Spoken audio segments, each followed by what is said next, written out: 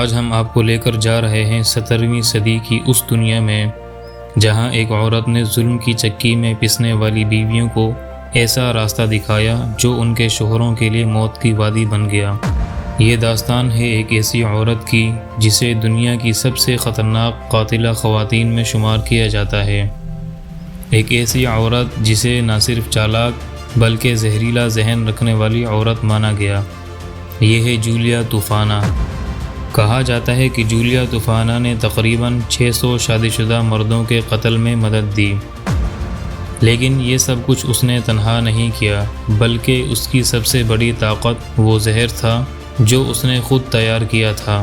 یہ زہر نہایت خطرناک مگر نہایت چالاکی سے استعمال ہونے والا ہتھیار تھا، بے رنگ، بے بو اور بے آواز موت۔ دلچسپ بات یہ ہے کہ جولیا نے یہ ہنر اپنی ماں سے سیکھا تھا۔ جی ہاں، اس کی ماں کو بھی زہر دے کر شوہر کے قتل کے جرم میں پھانسی کی سزا دی گئی تھی۔ یوں کہا جاتا ہے کہ زہر اس خاندان میں وراثت کے طور پر منتقل ہوا۔ جولیا کا پہلا تجربہ کسی اجنبی پر نہیں بلکہ اپنے ہی شوہر پر ہوا۔ اس نے آہستہ آہستہ شوہر کے کھانے میں وہ زہر ملانا شروع کیا جس کے صرف چند قطرے ہی کافی تھے۔ شوہر کی طبیعت بگڑنے لگی، ڈاکٹر کو بلایا گیا۔ ڈاکٹر نے مشورہ دیا کہ مخصوص خوراک کھلائی جائے تاکہ معدے کو آرام ملے، مگر جولیا کہاں باز آنے والی تھی۔ اس نے وہی مخصوص خوراک بھی زہر سے آلودہ کر دی۔ آہستہ آہستہ شوہر کی حالت نازک ہوئی اور بالآخر وہ دنیا سے رخصت ہو گیا، بغیر اس کے کہ کسی کو اس خاموش قتل کا علم ہو۔ اس کامیاب تجربے کے بعد جولیا نے فیصلہ کیا کہ وہ ان خواتین کی مدد کرے گی جو ظلم و ستم کی چکی میں پسی جا رہی تھیں۔ وہ بیویاں جو اپنے شوہروں سے نجات چاہتی تھیں مگر طلاق کا کوئی راستہ نہ تھا۔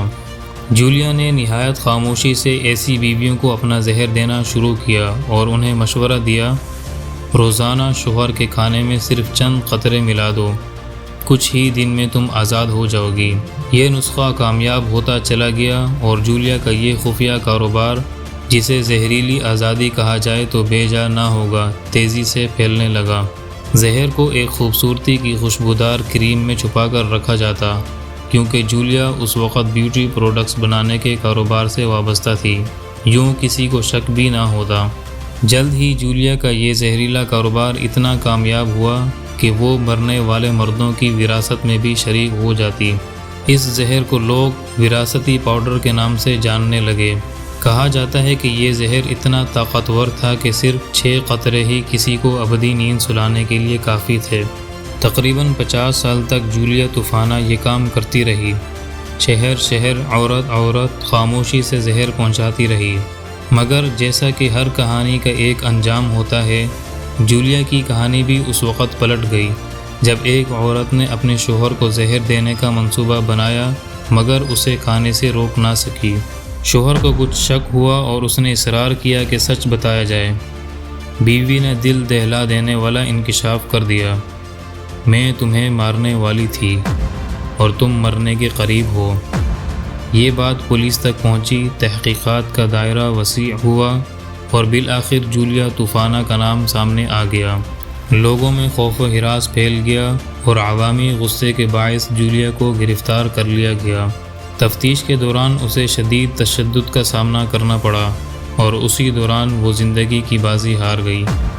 یوں وہ عورت جس کا نام ایک زمانے میں عورتوں کی آزادی کا استعارہ سمجھا جاتا تھا، ایک زہریلی شہزادی کے طور پر تاریخ کا حصہ بن گئی۔ یہ کہانی صرف ایک مجرم کی نہیں بلکہ ایک ایسے دور کی بھی ہے جہاں عورتوں کو اپنی زندگی بچانے کے لیے زہر تک کا سہارا لینا پڑا۔ جولیا توفانہ کی کہانی آج بھی دنیا کے لیے حیران کن اور سبق آموز ہے۔ اگر آپ کو یہ کہانی پسند آئی ہو تو ویڈیو کو لائک کریں، چینل کو سبسکرائب کریں اور کمنٹس میں ضرور بتائیں کہ کیا آپ نے پہلے کبھی جولیا کا نام سنا تھا۔